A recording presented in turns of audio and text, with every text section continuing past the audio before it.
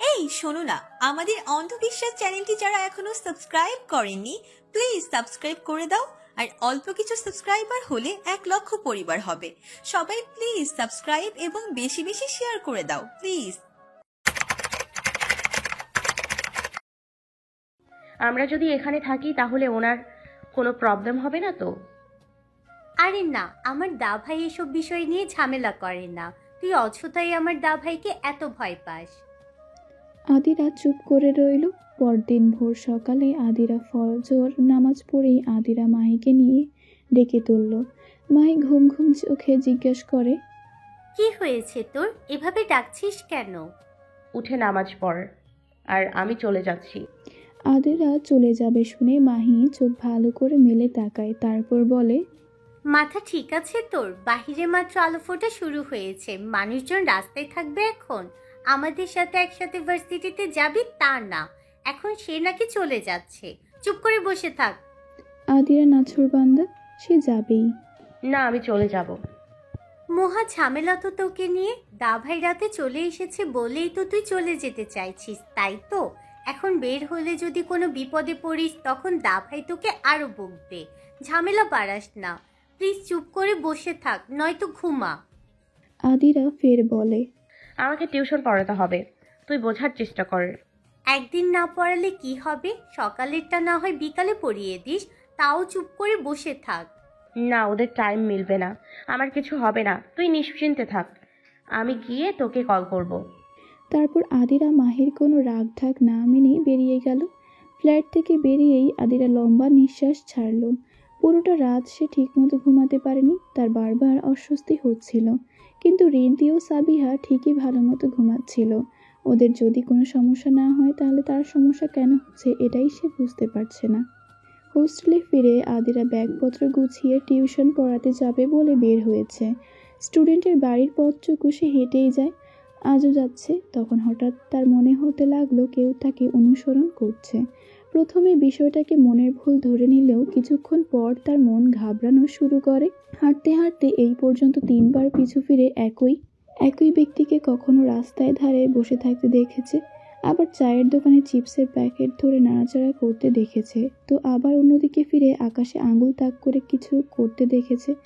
বিষয়টা কি এতটাই কাকতালীয়? আদিরা নিজের পায়ের গতি বাড়িয়ে দিল, গলির মুখে ঢুকে স্টুডেন্টের বাড়ির গেটে ঢুকে যায়। তারপর স্বস্তির নিঃশ্বাস ফেলে, ব্যাগ থেকে পানির বোতল বের করে পানি পান করে। সকালবেলা ঘুম থেকে উঠে মার্শাদ জানতে পারে আদিরা খুব ভোরে এখান থেকে চলে গেছে। ডাইনিং টেবিলে বসে নাস্তা করার সময় সাবিহা ও রিন্তি এই বিষয়েই কথা বলে চলেছে। খাওয়ার মাঝে মার্শাদ তাতে বিরক্ত হয়ে বলে ওঠে, চুপচাপ খেতে পারো না? যে চলে গেছে তাকে নিয়ে এত কথা বলার কি আছে? রিন্তি ও সাবিহা চুপ হয়ে যায়। মাহি ইশারায় ওদের শান্ত হতে বলে। তারপর মাহি পরিস্থিতি ঠিক করতে তার ভাইকে বলে, দা ভাই, তোমার ডান হাতের ব্যথা কমেছে? মার্শাদ নিজের ডান হাত দেখিয়ে মাহিকে বলে। না হলে খাচ্ছি কিভাবে? মাহি দমে গেল, তারপর ফের বলে, না মানে আমি ভাবলাম হাতে তো ব্যথা পেয়েছিলে, একদিনে ঠিক হয়ে গেল। চুপচাপ খা, তারপর ভার্সিটিতে যা। মাহি কিছুটা রেগে গেল, তারপর বলল, তোর জন্য আমি আর চিন্তা করব না, দেখিস ভালো কথা জিজ্ঞেস করলেও খিটখিট করে। তোর বউ যে তোকে কিভাবে সহ্য করবে আমি এটাই ভেবে পাই না। মাহির রাগ দেখে মার্শাদের হাসি পাচ্ছে, কিন্তু সে হাসল না। খাবারের শেষ অংশটুকু মুখে পুরে নেয়, তারপর খাওয়া শেষ করে পানি খেয়ে টেবিল ছেড়ে উঠতে উঠতে বলে, সেটা তোর চিন্তা করতে হবে না, আমারটা আমি বুঝে নিব। তুই নিজের চরকায় তেল দে। তারপর মার্শাদ বেরিয়ে যায়। মাহির চোখ ছোট ছোট করে কয়েক সেকেন্ড তাকিয়ে থাকে। তারপর রিন্টি ও সাবিহাকে বলে, দেখলি কেমন মেজাজ তার? এইসবই আহনাফের সাথে চলার ফল। আমার দা ভাই রাগী আমি জানি, কিন্তু সে আমাকে রাগাতো না। আহনাফের সাথে চলতে চলতে এখন সে আমাকেও রাগায়। উফ! সাবিহা ও রিন্টি মাহির রাগ দেখে হেসে ফেলে, কিন্তু রিন্টি বলে, তুই রাগিস বলেই রাগায়, তাছাড়া আহনাফ ভাইয়া শুধু তোকেই একটু রাগায়। এমনিতে সে তোর ভাইয়ের রাগ কমানোর দায়িত্বই পালন করে, তুই অযথাই ভুল বুঝিস। এই চুপ! ওই লোকের হয়ে সাফাই গাইবি না, চুপচাপ খা, তারপর ভার্সিটিতে যা। যেমন বায় তার তেমন বোন। সাবিহা এটা বলতেই মাহি চোখ কটমট করে তাকায়। তারপর সাবিহা ভয় পাওয়ার ভান করে তাড়াতাড়ি খেতে থাকে। কিছুদিন পর আদিরা লাইব্রেরিতে বসে নিরিবিলি পড়ছে। বাহিরে মেঘের গুড়গুড় ডাক ও মুষলধারা বৃষ্টি, একটা মুগ্ধ করা পরিবেশ। লাইব্রেরি প্রায় ফাঁকা বললেই চলে। কয়েকজন আছে যারা কেউ টেবিলে মাথা ঠেকিয়ে ঘুমাচ্ছে, তো কেউ কানে হেডফোন লাগিয়ে গান শুনছে। রিন্তি ও সাবিহা আজ বৃষ্টির কারণে আলসেমি করে ভার্সিটিতে আসেনি, আর মাহি এসেও আহনাফের সাথে চলে গিয়েছে। তাই আদিরা লাইব্রেরিতে চলে এসেছে। আজকে মানুষজনও কম ভার্সিটিতে। আদিরা সকালে টিউশনে চলে গিয়েছিল, তারপর ভার্সিটিতে চলে এসেছে। হঠাৎ কেউ একজন এসে আদিরার হাত থেকে বইটা খুট করে নিয়ে চলে গেল। তৎক্ষণাৎ আদিরা চমকে উঠে পেছনে তাকাতেই দেখে মার্শাদ এক হাত পকেটে গুজে আরেক হাতে বইটা নিয়ে দেখছে। চেহারাতে কাঠিন্য ভাব ফুটে আছে তার। আদিরা তা দেখে ভয় তো পেলই, সেই সাথে এটাও বুঝতে পারছে না যে সে আবার কি করেছে। সে তো কয়েকদিন যাবৎ মার্শাদের গণ্ডির ভেতরেও যায়নি। তাহলে নিজের মনের প্রশ্নে এতটাই খুঁয়েছিল যে মার্শাদ যে তার পাশের চেয়ারে বসে তার দিকে নিকুট দৃষ্টিতে চেয়ে আছে, সেটাও সে বুঝতে পারেনি। অতঃপর মার্শাদ আদিরার চোখের সামনে তুড়ি বাজালে আদিরা সতর্ক হয়। মার্শাদ আর কালক্ষেপণ না করে নিজের মনের প্রশ্ন, যার জন্য এখানে আসা, সেটাই করে বসে। ওই ছেলেটাকে? প্রশ্ন শুনে আদিরা খানিক বিভ্রান্ত হয়। সে জবাবের বদলে প্রশ্ন করে, কোন ছেলেটা ভাইয়া? মার্শাদ ভ্রু কুঞ্চন করে ফেলে, তারপর ফের শুধায়, যে ছেলেটা কয়েকদিন যাবত তোমার পিছু পিছু ভার্সিটি পর্যন্ত আসছে।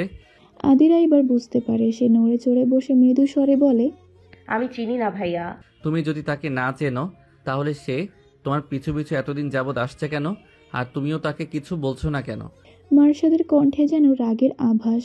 আদিরা এক পলক মার্শাদের চোখের দিকে চেয়ে আবার দৃষ্টি নিচু করে ফেলে, তারপর ভীতু স্বরে বলে, আমি জানি না উনি আমার পিছু পিছু কেন আসছে।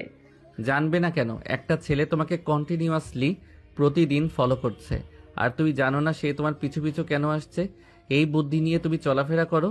কথাগুলো মার্শাদ ধমকের সুরেই বলেছে। আজকের লাইব্রেরি প্রায় ফাঁকা ও বাহিরে বৃষ্টির ছন্দে হয়তো যে কয়েকজন আছে তারা শুনতে পায়নি। আদিরা মাথা নিচু করে চুপ করে আছে, বলার মতো কিছুই তো পাচ্ছে না।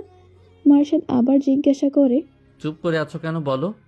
আদিরা তোতলানো স্বরে বলল, ওই লোকটা তো আমাকে রাস্তাঘাটে কোনো রকম বিরক্ত করেনি, তাই আমি আগ বাড়িয়ে কিছু বলিনি। যদি আগ বাড়িয়ে কিছু বলতে যাই আর সে আমার কোনো ক্ষতি করতে চায়, এজন্য কিছু বলিনি। মার্শাদ চোখ বন্ধ করে লম্বা শ্বাস নিয়ে আদিরার মাথায় আলতো টোকা মেরে সতর্ক করে বলে, তুমি কি তোমাকে বিরক্ত করার অপেক্ষায় বসে থাকবে? তারপর তুমি কিছু বলবে? এত বোকা কেন তুমি? চেনো না জানো না একটা ছেলে তোমাকে ফলো করছে, কোনো ভালো উদ্দেশ্যতে ফলো করছে না নিশ্চয়ই। আদিরা না বোধক মাথা নাড়ায়। মার্শাদ তারপর আর কিছু না বলে উঠে চলে যায়। আদিরা সেদিকে তাকিয়ে বুকে হাত দিয়ে লম্বা শ্বাস নেয়, যেন এতক্ষণ যাবৎ সে দম আটকে রেখেছিল। খোলা মাঠের শেষ প্রান্তে বৃষ্টির মধ্যে ভীষণ আনন্দে ভিজছে মাহি। মাহির থেকে একটু দূরে গাছের নিচে ছাতা মাথায় দাঁড়ানো আহনাফ মোবাইলের ক্যামেরায় মাহির বৃষ্টিস্নাত হাস্যোজ্জ্বল কয়েকটা ছবি তুলে নিয়েছে। বৃষ্টির তেজ ক্রমাগত বাড়ছে। মাহি প্রায় 15-20 মিনিট যাবৎ ভিজেছে। এবার আহনাফের মনে হলো মাহিকে ডাকা দরকার। মাহি চলে এসো, আর ভিজো না। না, মাত্রই তো বৃষ্টি ঠিকভাবে পড়ছে, আপনিও আসুন না। তুমি অনেকক্ষণ যাবৎ ভিজেছো, চলো এসো এবার, পরে ঠান্ডা লেগে যাবে। লাগবে না, আপনার ঠান্ডা লাগবে বলেই তো আপনি ছাতা নিয়ে দাঁড়িয়ে আছেন। আমার ঠান্ডা লাগবে না, বাসায় গিয়ে 2টা প্যারাসিটামল খেয়ে নিব, আর কিছু হবে না। আহনাফ মোবাইলে সময় দেখলো। তারা ঘুরতে বেরিয়েছে প্রায় 2 ঘন্টার মতো হয়েছে। মার্শাদকে বলেছে একটু দরকার আছে, কিন্তু দরকারটা কি তাও বলেনি, আর মার্শাদও জানতে চায়নি। মার্শাদের মুখের অবস্থা আজ তেমন ভালো ছিল না। আহনাফের মন বলছে তার এবার যেতে হবে, তাই আচমকা মাহির হাত ধরে টেনে হাঁটতে শুরু করে। মাহি তাতে খেপে গিয়ে আহনাফের হাতে আঘাত করতে করতে বলে, আরে ছাড়ুন আমার হাত, আমি আর একটু ভিজবো, ছাড়ুন। চুপচাপ চলো, তোমার ভাই যেন কি করছে। দা ভাই যা খুশি করুক, আপনি আমার হাত ছাড়ুন, আমি যাব না এখন। আহনাফ থামে, তারপর মাহিকে বলে, তুমি বুঝতে পারছো না মাহি, আমরা এসেছি 2 ঘন্টার মতো হয়েছে, কিন্তু তোমার এই ভাই একটাও কল করলো না আমাকে। কেন, দা ভাই কি সারাদিন আপনাকে চোখে হারায় নাকি? তোমার দা ভাই একটা ছেলেকে টার্গেট করে রেখেছে, আমাদেরকে মুখে না বললেও ওই ছেলেটার দিকে যেভাবে তীক্ষ্ণ দৃষ্টিতে দিচ্ছিল, আমি জানি না কি হয়। মাহি সন্ধিহান হয়ে শুধায়, ছেলেটাকে আর কি করেছে? ছেলেটার নাম তো জানি না, তবে ছেলেটা আদিরাকে কয়েকদিন যাবৎ ফলো করছে। মাহি ভাবনায় পড়ে গেল। আদিরাকে একটা ছেলে ফলো করছে, কিন্তু সে জানে না, অথচ তার ভাই জানে। এই চিন্তা করতে করতে সে আহনাফ রিক্সা ডাকলে রিক্সাতে উঠে পড়ে। বৃষ্টির মধ্যে ভার্সিটির মেইন গেটের কাছে বিশাল জটলা লেগেছে। ভার্সিটির ভিপি পদে দাঁড়ানো মার্শাদ ইশরাক এক ছেলেকে উদম কেলানি দিচ্ছে, আর মার্শাদের বন্ধু মৃদুল ও রিহান মার্শাদকে থামাতে গিয়ে নিজেরাও দুই একটা খেয়ে মাটিতে পড়ে গেছে। তারপর আবার উঠে ধরতে যাচ্ছে। রবিন ভয়ে একটু দূরে দাঁড়িয়ে বারবার আহনাফের নাম্বারে কল লাগাচ্ছে। এদিকে আহনাফ রিকশায় থাকার কারণে পকেট থেকে ফোন বের করতে কিছুটা দেরি হয়। ফোন বের করে দেখে রবিন তাকে 4-5 বার কল করেছে। আহনাফ তা দেখে চিন্তায় পড়ে গেল। অতঃপর সময় নষ্ট না করে দ্রুত রবিনকে কল করে। রবিন কল রিসিভ করেই বলা শুরু করে, জলদি মেন গেটের কাছে আয়, এখানে মার্শাদ মারামারি শুরু করে দিয়েছে। আহনাফ আঁতকে উঠে সে প্রশ্ন ছুড়ে, মারামারি শুরু করে দিয়েছে মানে? কার সাথে? সাগরের সাথে? আরে না, সাগর না, জানি না কার সাথে। একটা ছেলেকে হঠাৎই মারতে শুরু করেছে। মৃদুল রিহান থামাতে গিয়েও মাইর খেয়ে এসেছে। দোস্ত, তুই তাড়াতাড়ি আয়, তুই ছাড়া মার্শাদকে কেউ থামাতে পারবে না। আমার ভয় করতেছে পুলিশ কেস না হয়ে যায়। প্লিজ তাড়াতাড়ি আয়। আহনাফ দ্রুত বলে। আসছি আমি। তারপর আহনাফ ফোন কেটে রিকশাওয়ালা মামাকে বলে, মামা মেইন গেটের দিকে তাড়াতাড়ি নেন, তাড়াতাড়ি। আহনাফকে হঠাৎ এত বিচলিত হতে দেখে মাহি সন্ধিয়ান হয়ে শুধায়, কি হয়েছে? আপনি এরকম করছেন কেন? কি হয়েছে সেটা সেখানে গেলে বুঝতে পারবা। তোমার ভাই কি আমাকে একটু শান্তি দেয়? 2 ঘন্টা হয়নি আসছে। উফ মামা, তাড়াতাড়ি চালান না। আহনাফের অস্থির অবস্থা। রিকশাওয়ালা মামা জবাবে বলেন, মামা এটা রিক্সা, এটা কোনো প্লেন না যে আমি উড়াইয়া লইয়া যাবো। আমি চট্টগ্রামের ভাষা জানি না, তাই লোকাল রিক্সা চালকরা যেভাবে বলে সেভাবে দিলাম। আহনাফ সময় গুনছে আর মাহি এদিকে চিন্তিত তার ভাই আবার কি করে বসেছে। মার্শাদের মারামারির ঘটনার কথা পুরো ভার্সিটিতে ছড়িয়ে পড়েছে। আদিরা ব্যাগ গুছিয়ে লাইব্রেরি থেকে বেরোনোর সময় 2টা মেয়েকে বলতে শুনেছে, মার্শাদ ভাইয়া কি করেছে জানিস? মেন গেটের কাছে একটা ছেলেকে ইচ্ছে মতো মারছে, তার বন্ধুরা তাকে আটকে রাখতে পারছে না। কিন্তু কেন মেরেছে? হঠাৎ করে কাউকে অযথা মারবে কেন? কি জানি, আমার তো ভয় হচ্ছে পুলিশ না এসে পড়ে। 2-1জনকে বলতে শুনলাম যে পুলিশকে ছুঁয়ে যেতে পারে যেভাবে মারছে। চল তো দেখে আসি। এই বৃষ্টির মধ্যে ভার্সিটিতে এসব ঝামেলা কি ভালো লাগে বল? মেয়ে দুটো চলে যায়। আদিরা কথাগুলো শুনে কেমন ঘাবড়ে যায়। তার ভয় হচ্ছে মার্শাদ আবার ওই ছেলেটাকে মারছে না তো। কিছুক্ষণ আগেই তো মার্শাদ তার কাছে এসে ওই ছেলেটার সম্পর্কে জানতে চাইল, তারপর রেগে বেরিয়ে গেল। যদি সত্যি সত্যি মার্শাদ ওই ছেলেটাকেই মারে তাহলে? ভীষণ ভয় পেয়ে গেল আদিরা। তাড়াতাড়ি করে ছুট লাগালো সেদিকে। মারামারি এক পক্ষের বলে ভুল হবে, 2 পক্ষেই চলছে। শুরুটা মার্শাদ করেছে, তবে ওই ছেলেটার অবস্থা বেহাল। ছেলেটাকে রাস্তায় ফেলে তাকে ইচ্ছে মতো মারতে মারতে মার্শাদ বলছে, আর কোনো মেয়েকে ডিস্টার্ব করবি? বল, কথা বলিস না কেন এখন? অচেনা মেয়েদের ফলো করবি? আর ছেলেটা হাত জোর করে ইশারে মাথা নাড়াচ্ছে, কিন্তু মার্শাদ তাতে সন্তুষ্ট হতে পারছে না। এরই মধ্যে আহনাফ এসে বৃষ্টির মধ্যে রিকশা থেকে নেমে দৌড়ে মার্শাদকে জাপটে ধরে আটকায়। মৃদুল ও রিহান ছেলেটাকে উঠায়। ছেলেটা উঠে বসে ওদেরকে ঝাড়া দিয়ে ফেলে অকথ্য গালাগাল ও হুমকি দিয়ে কোনো মতে পালিয়ে যায়। মার্শাদ আবারও তেড়ে যাচ্ছিল, কিন্তু আহনাফ টেনে ধরে রাখে। আধিরা মানুষের ভিড়ের মাঝে লুকিয়ে এই অবস্থা দেখে ভয় কি করবে না করবে বুঝে উঠতে পারছে না। তারপর কিছুটা দূরে মাহিকে দেখে মাহির কাছে ছুটে যায়। মাহি আদিরাকে দেখে বিচলিত হয়ে বলে ওঠে, কি যে হচ্ছে আদু, আমি কিছু বুঝতে পারছি না। দাভাই কেন ছেলেটাকে এভাবে মারলো? এখনো যেভাবে রেগে আছে, জিজ্ঞেস করলে কিছু বলবে না। তুই এখানে ছিলি, শুনেছিস কিছু, জানিস কিছু? আদিরা উত্তরে কি বলবে ভাবছে। তখন পাশ থেকে একটা মেয়ে বলে ওঠে, আরে মাহি, এটা একটা মেয়ে ঘটিত বিষয়। তোমার দাভাই একটা মেয়ের জন্য ওই ছেলেটার গায়ে হাত তুলেছে। ছেলেটার কি যে বাজে অবস্থা করেছে। ছেলেটা নাকি একটা মেয়েকে ডিস্টার্ব করতো, তাই এখন যদি ছেলেটা গিয়ে পুলিশ কমপ্লেন করে তাহলে কি ওই মেয়েটা আসবে তোমার দাভাইকে বাঁচাতে? মাহি শুনে চিন্তায় পড়ে গেল। আদিরা ভাবলো মাহিকে বিষয়টা জানাবে, তাই বলল, মাহি, আমার সাথে একটু একটু আয় না। তোর আবার কি হয়েছে? আয় না বলছি। তারপর আদিরা মাহিকে নিয়ে একটু দূরে গিয়ে লাইব্রেরির ঘটনা বলে। ওই ছেলেটা যে কিছুদিন যাবৎ আদিরাকে বিরক্ত করছে তাও বলে। সব শুনে মাহি মাথায় হাত দিয়ে বলে, এত বোকা কেন তুই? আহনাফ আমাকে একটু আগে বলেছিল তোকে একটা ছেলে কিছুদিন যাবৎ ফলো করছে, কিন্তু আমার ধারণার বাইরে ছিল যে দাভাই ওই ছেলেটাকে এভাবে মারলো। তার উপর তোকে একটা ছেলে বিরক্ত করছে, অথচ আমি জানি না হচ্ছেটা কি। আদিরা ভীতু স্বরে বলে, আমি জানি না, আমি তো কাউকেই বলিনি। তোর ভাইয়া কিভাবে জেনেছে আমি সেসব জানি না। উনি আমাকে একটু আগে লাইব্রেরিতে ছেলেটার সম্পর্কে জিজ্ঞেস করেছিল, কিন্তু এখন যে উনি এসব ঘটিয়ে বসবে এটা আমি ঘুণাক্ষরেও ধারণা করিনি।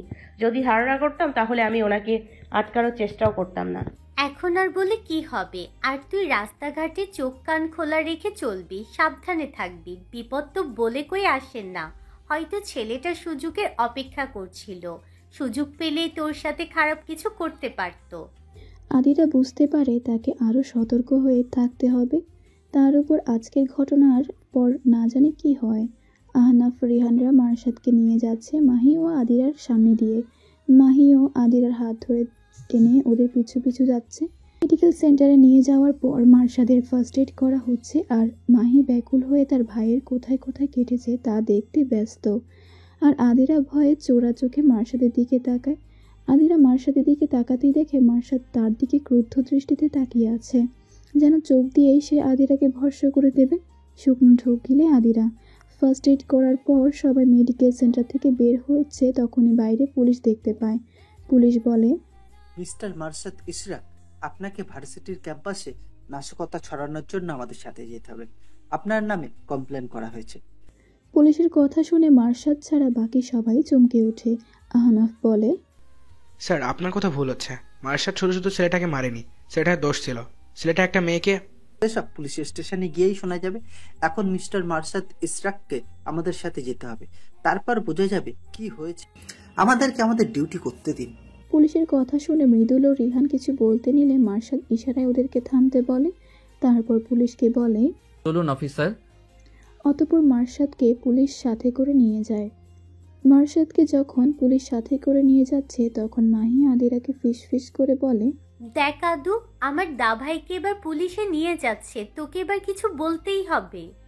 আদিরা ঢোক গিলে বলে, বলবো তো, কিন্তু পুলিশ কি আমার কথা বিশ্বাস করবে? আমার কাছে কোনো প্রমাণ নেই, আমি এজন্যই কাউকে কিছু বলতে চাইনি। প্রমাণ থাক বা না থাক, তুই এখন পুলিশকে বলবি ওই ছেলেটাকে তোকে বিরক্ত করত, তার জন্য তুই দাভাইকে বলেছিস, তারপর দাভাই ছেলেটাকে শায়েস্তা করেছে। তারপর আদিরা পুলিশকে ডাক দেয়। স্যার, আমি কিছু বলতে চাই। পুলিশ অফিসার থামেন, তারপর বলেন, আপনাদের যা বলার থানায় গিয়ে বলবেন। এখন আমাদেরকে আমাদের ডিউটি করতে দিন। তারপর পুলিশ মারশাদকে নিয়ে চলে যায়। পুলিশ যাওয়ার পর আহনাফ এসে আদিরাকে বলে, ওই ছেলেটা তোমাকে ঠিক কবে থেকে ফলো করে তুমি বলতে পারো? আদিরা বলে, যেদিন আমরা মাহির সাথে রাতে থেকেছিলাম তারপর দিন যখন আমি সকাল সকাল চলে এসে স্টুডেন্টদের বাসায় পড়াতে যাচ্ছিলাম তখন ওই ছেলেটা আমাকে ফলো করা শুরু করে। এর আগে আমি ছেলেটাকে কখনো দেখিনি। ওকে, এটাই তুমি পুলিশকে বলবে। আদিরা হ্যাঁ বোধক মাথা নাড়ায়। তারপর ওরা পুলিশ স্টেশনে যায়। এদিকে সাগরের কানে যখন পুলিশের খবরটা আসে তখন সাগর অট্টহাসিতে ফেটে পড়ে। সাগর বলে, পুলিশ তো মারশাদকে নিয়ে গেছে, কিন্তু এখন ওর ছেলেটার খোঁজ পেলেই হলো। ওই ছেলেই পারবে মারশাদের অহংকার শেষ করতে। এই স্বপন, খোঁজ কি পেয়েছিস? স্বপন বলে, দাঁড়ান ভাই, নিলয় ভাই তো গেছে, সাথে রাকিব মনিরও গেছে, কল করে দেখি। স্বপন কল করতে নেবে তার আগেই একটা কণ্ঠস্বর শোনা যায়।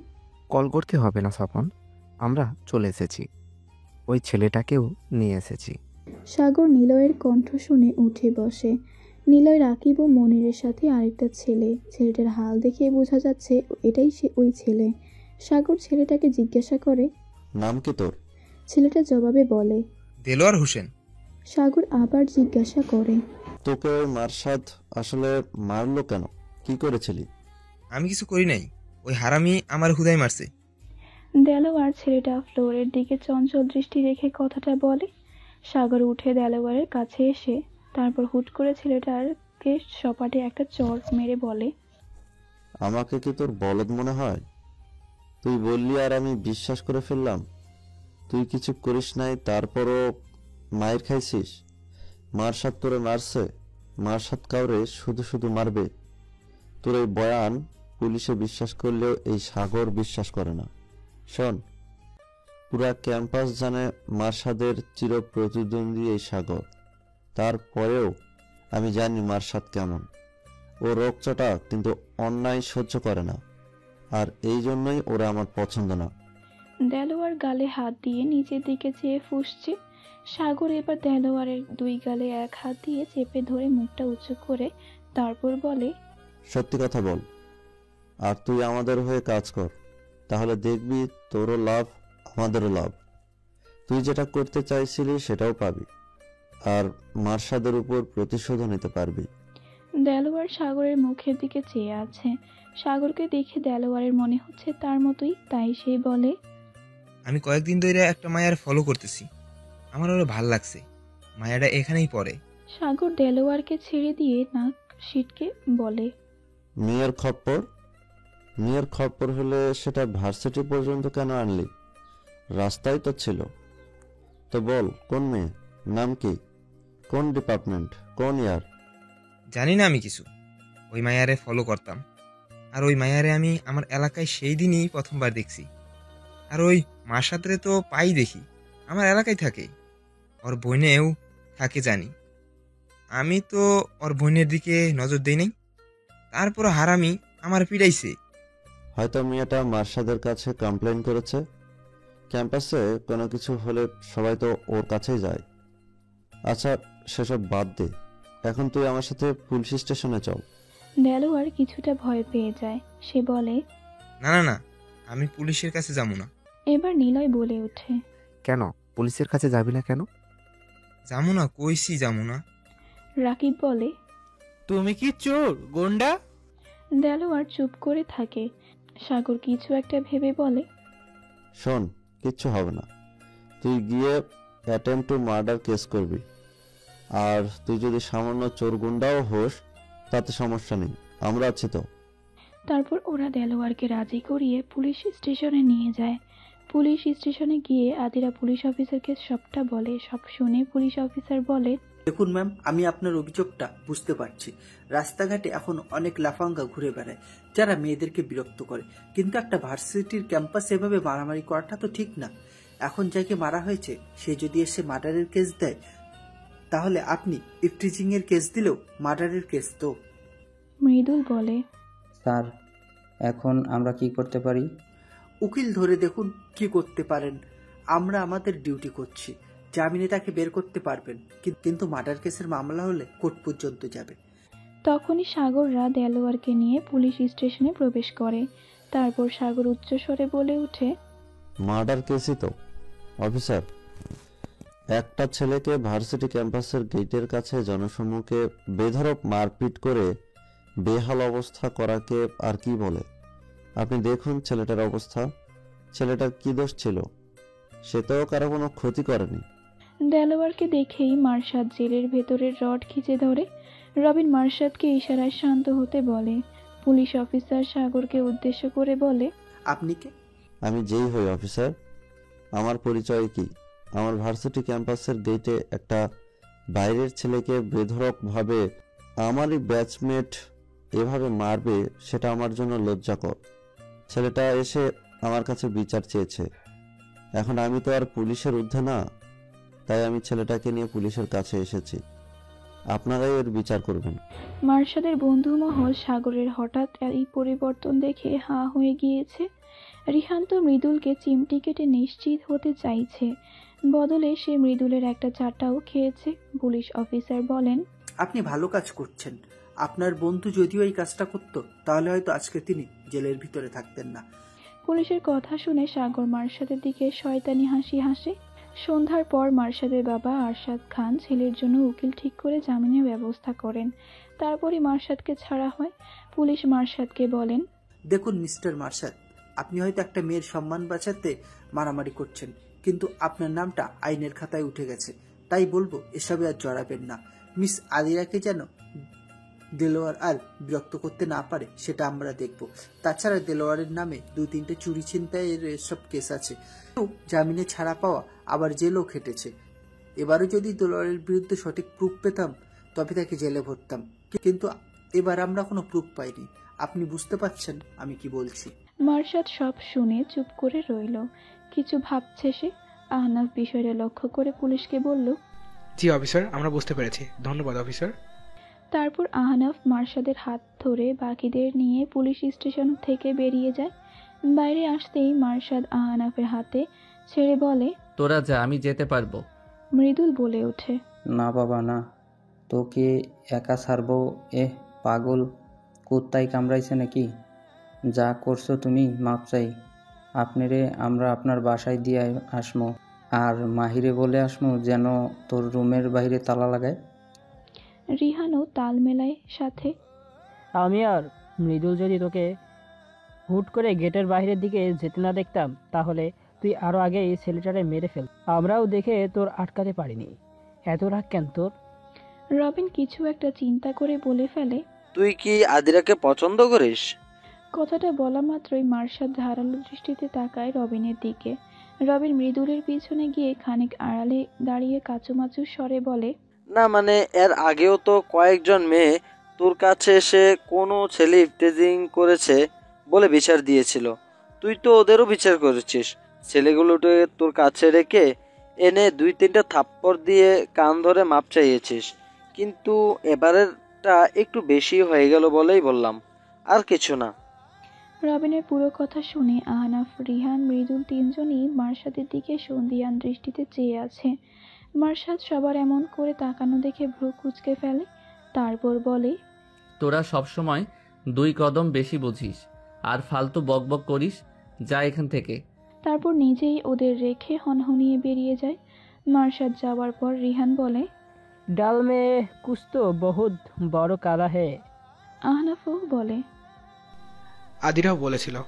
মার্শাদ নিজে লাইব্রেরিতে গিয়ে ওদের কাছ থেকে জানতে গিয়েছিল, আদিরা বিচার দেয়নি, তার মানে? 4 বন্ধু একযোগে হেসে ওঠে। আদিরা জানালার ধারে নিজের পড়ার টেবিলের চেয়ারে বসে আছে।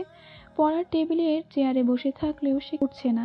সামনে বই খোলা, দক্ষিণা জানালা দিয়ে মৃদুমন্দ বাতাসে তার খোলা চুলগুলো আপন মনে উঠছে। আর এদিকে আনমনা আদিরা গালে হাত দিয়ে আধারিয়া অরে নির্নিমেষে চেয়ে আছে।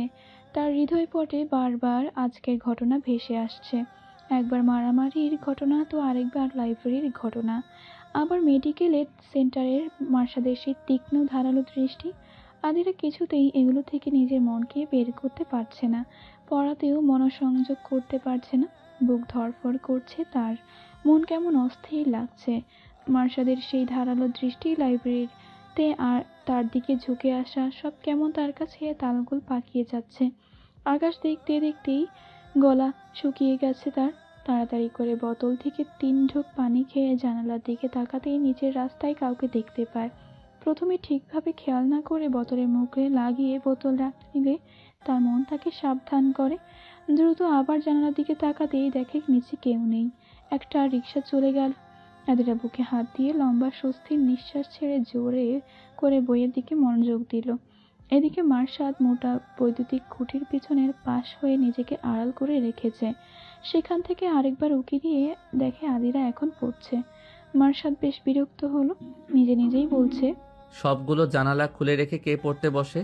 রাস্তা থেকে তো রুমের ভেতরে কেউ এখানে বসা সবই দেখা যায়। এই মেয়েটার বুদ্ধি হবে না। মার্শাদ কিছু একটা ভাবলো।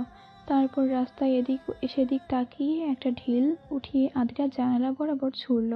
ঢিল ছুঁড়ে তৎক্ষণাৎ মার্শাদ কিছুটা দূরে লুকিয়ে গেল। আদিরা হঠাৎ জানালা দিয়ে পড়ার টেবিলে ঢিল আসা দেখে থতমত খেয়ে ঘাবড়ে যায়। ঢিল আসা দেখে আদিরার পাশের বেডের মেয়েটা যে কিনা শুয়ে শুয়ে পড়ছিল সে উঠে বসে। সে বলে, হঠাৎ কি রুমের ভেতর এভাবে ঢিল ছুঁলো? আজব মানুষ তো, ঢিল ছুঁলো কে? মেয়েটার কথা শুনেও রুমে থাকা আরো 2 জন মেয়ে আদিরার কাছে এগিয়ে আসে।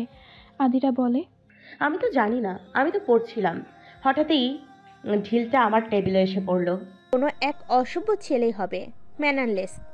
একটা মেয়ের জানালার দিকে কেউ এভাবে ঢুলছি রে?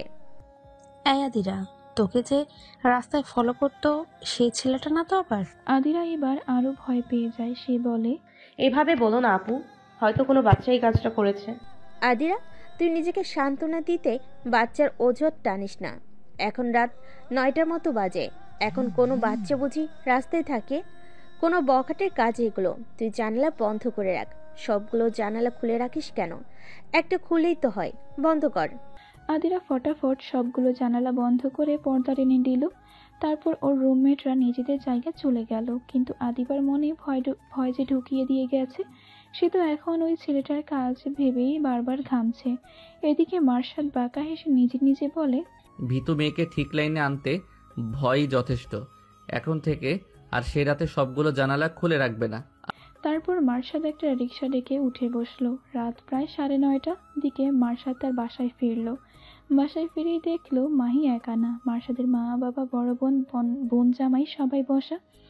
মিস্টার আরশাদ খানের চোখে মুখে স্পষ্ট রাগ। মিলি তার বাবার রাগ দেখে ছোট ভাইকে বাঁচাতে আস্তে আস্তে উঠে এসে মার্শাদের কান টেনে ধরলো। তারপর বলল, এত পাজি কেন তুই? তোর এই মারামারি করার স্বভাব যাবে না নাকি? মার্শাদ নিজের কান ছাড়ানোর প্রয়াসে বলে ওঠে, আপিলি, আমার কান ছাড় লাগছে। লাগুক, লাগার জন্যই তো কান ধরেছি। জানিস, তোর খবরটা শুনে আমার কত চিন্তায় পড়ে গিয়েছিলাম। আর মা তো কেঁদে কেটেই শেষ। দেখ মায়ের মুখটা একবার। কিছুদিন আগেই হাত পা ভেঙে মায়ের কাছে গিয়েছিলি, আজকে আরেকজনেরটা ভাঙতে উদ্ধত হয়েছিস। তারপর পুলিশি কাণ্ডও ঘটিয়েছিস। মার্শাদ বলে, আমার রাগ উঠে গিয়েছিল আর ওই ছেলেটা একটা মেয়েকে। মার্শাদ তার কথা শেষ করার আগেই আরশাদ খান ধমকে ওঠেন, চুপ করো তুমি। ওসব বিচার করার জন্য দেশে পুলিশ আছে। তোমাকে কেন ভার্সিটি ক্যাম্পাসে মারামারি করে একটা ছেলেকে আধমরা করতে হবে? ছেলেটা যদি আজকে মরে যেত তাহলে তুমি এখন এই সময়ে এইখানে থাকতে না, জামিনেও কিছু হতো না। মার্শাদ চোখ নামিয়ে ফেলে। আরশাদ খান আবার বলেন, তুমি জানো তোমার এই ঘটনার জন্য আমার কতটা মানহানি হয়েছে? তোমার পার্টির লোকেরাই আমাকে অন্য নজরে দেখে। নিজের রাগকে কন্ট্রোলে রাখো। এভাবে সব জায়গায় নিজের অমন উদ্ধৃত আচরণ প্রকাশ করবে না। মার্শাদ ছোট করে সরি বলে নিজের ঘরে চলে যায়। মিসেস মীরা স্বামীকে বলেন, ছেলেকে এখন এভাবে না বললেও পারতেন। ছেলেটা নিজেও তো মার খেয়েছে। তুমি চুপ করো মীরা। তোমার অন্যায়ের উপর পর্দা ঢালার চেষ্টা করবে না। তাকে আমি সব সময় অ্যাপ্রিসিয়েট করি, কিন্তু তার এরকম উদ্ধৃত আচরণকে প্রশ্রয় দিব না। একটা ছোট্ট ঘটনায় পুলিশের খাতায় সে নাম লিখিয়ে ফেলেছে। বুঝতে পারছো তুমি? মিসেস মীরা চুপ করে গেলেন। মাহি ও মিলি এসে এবার তাদের বাবাকে সামলাচ্ছে। এদিকে মিলির স্বামী রাদি বসে বসে এই ফ্যামিলির সবকিছু অবজার্ভ করছে। সকাল সকাল স্টুডেন্টকে পড়ানোর জন্য রওনা করেছে আদিরা। রাস্তার পথ চলতে চলতে মনের মাঝে ভয় ও শঙ্কা কাজ করছে তার। বিড়ালের শব্দ পেয়েও কয়েকবার শিউরে উঠেছে সে, যার দরুন বেশ কয়েকবার পেছনে ফিরেও কাউকে এরকম দেখতে পায়নি। তারপর আবার পথ চলতে শুরু করে। এবারেও আদিরা পেছন ফিরে দেখে নিয়ে আবার সামনে ফিরে ভীষণ চমকে ওঠে। সেই সাথে চিৎকার করে উঠে নিজেই নিজের মুখ চেপে ধরে। সামনে দাঁড়ানো মানুষটিও নিজের কান চেপে ধরেছে। সামনে দাঁড়ানো মানুষটি হচ্ছে মার্শাদ। মার্শাদ আদিরার এভাবে চিৎকার করা উঠতে ধমকে বলে, চিৎকার করে উঠলে কেন? আমি বাঘ না ভাল্লুক? আদিরা নিজের মুখ চেপে ধরা অবস্থাতেই তাড়াতাড়ি মাথা নাড়ে। মার্শাদ তারপর নিজেকে স্বাভাবিক করে এদিক সেদিক একবার চেয়ে জিজ্ঞাসা করে, কোথায় যাচ্ছ? মার্শাদ প্রশ্নটা করে দেখে আদিরা তার দিকে নিষ্পলক চেয়ে আছে। মার্শাদ তা দেখে আদিরার চোখের সামনে তুড়ি বাজালে আদিরা থতমত খেয়ে নজর নিচু করে নেয়। মার্শাদ ফের বলে, এভাবে আমার দিকে তাকিয়ে না থেকে যেটা জিজ্ঞাসা করেছি সেটার উত্তর দাও। স্টুডেন্টদের বাসায়। ও চলো বলেই মার্শাদ হাঁটা ধরল। আদিরা মার্শাদের নিঃসংকোচ সাথে চলতে চাওয়াতে যেন আরেক দফা ঝটকা খেল। ঠায় সেখানেই দাঁড়িয়ে রইল। মার্শাদ কিছু দূর গিয়ে পেছনে ঘুরে দেখলো আদিরা আগের জায়গাতেই দাঁড়িয়ে আছে। মার্শাদ ফুস করে নিঃশ্বাস ছেড়ে পেছনে ফিরে গেল আদিরার কাছে। তারপরে বলল, এভাবে রাস্তায় দাঁড়িয়ে থাকলে কি তোমার স্টুডেন্টকে পড়ানো হবে? দেরি হচ্ছে না? আদিরার হুঁশ ফিরে সে তাড়াতাড়ি করে হাঁটা শুরু করলো। মার্শাদ ও আদিরার স্টুডেন্টের বাড়ি পর্যন্ত যায়। ভার্সিটির ক্যাম্পাসে আদিরা উদাসীন হয়ে বসে আছে, আর ওর পাশে ওর 3 বান্ধবী কোনো একটা বিষয় নিয়ে কথা বলছে। রিদ্ধি এবার আদিরাকে জিজ্ঞাসা করে, আদু, আজ আবার ওই ছেলে বা কেউ তোকে রাস্তায় ডিস্টার্ব করেনি তো? আদিরা অন্যমনস্ক ছিল, সে আনমনেই বলে ফেলে, হ্যাঁ। সাবিহা, মাহি ও রিন্টি অবাক হয়। কাল এত মার খাওয়ার পরও ওই ছেলে আবার আদিরার পিছু নিয়েছে। মাহি প্রশ্ন ছুড়ে, আজ কিছু বলেছে? অসভ্যতামি করেছে? তা ভাইকে বলতে হবে। ওই ছেলে একে তো বেহায়া, আবার অতিরিক্ত সাহস দেখাচ্ছে। মাহির কথা শুনে আদিরা মনোযোগী হয়। সে পাল্টা প্রশ্ন করে বসে, কে? কার কথা বলছিস? আদিরার এহেন প্রশ্ন শুনে রিন্তি, মাহি ও সাবিয়া একে অপরের দিকে তাকিয়ে ফের আদিরার দিকে সন্দিহান হয়ে তাকায়। সাবিহা জিজ্ঞাসা করে, কার কথা বলছি মানে? তুই কি আমাদের কোনো কথাই শুনিস নি? আদিরা দেখে তার 3 বান্ধবী তার দিকে কেমন করে চেয়ে আছে।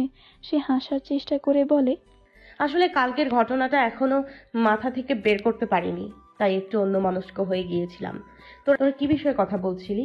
মাহি প্রশ্ন ছুড়ে, তুই আগে এটা বল, কালকের মার খাওয়া ছেলেটা কি তোকে আজ কোনো রকম বিরক্ত করেছে? আদিরা না বোধক মাথা নাড়ে, তারপর বলে, বিরক্ত তো করেনি, কিন্তু আমার মন থেকে ভয় কমছে না। আমি কোনো রকম ঝামেলা চাইনি বলে বিষয়টা কাউকে জানাতে চাইনি। এখন প্রতিনিয়ত ভয় করছে ছেলেটা যদি প্রতিশোধ নিতে আমার সাথে খারাপ কিছু করতে চায়, কারণ আমার কারণেই তো সে মার খেয়ে। আদিরা কথাটা বলে শেষ করতেই একটা মেয়েলি কণ্ঠস্বর ভেসে আসে, ঠিকই বলেছ, তোমার জন্য একটা ছেলে কালকে অযথা মার খেয়েছে এবং আরেকটা ছেলে অযথা জেলে গিয়েছে, পুলিশের খাতায় নাম লিখিয়ে এসেছে।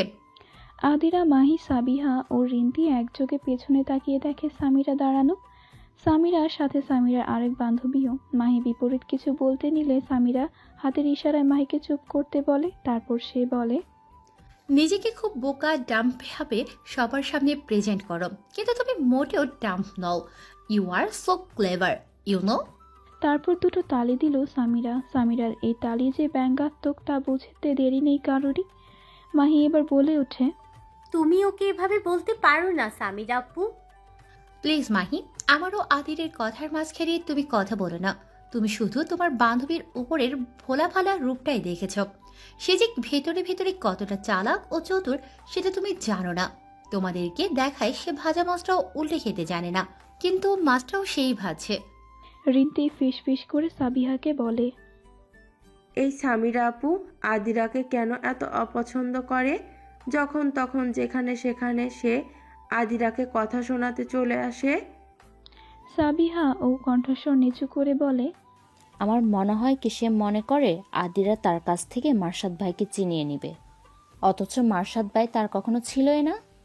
তুইও সাবিহা, আদিরা মার্শাদ ভাইয়াকে জমের মতো ভয় পায়, আর তুই কিনা বলছিস আদিরা সামিরা আপুর থেকে ওনাকে ছিনিয়ে নেবে।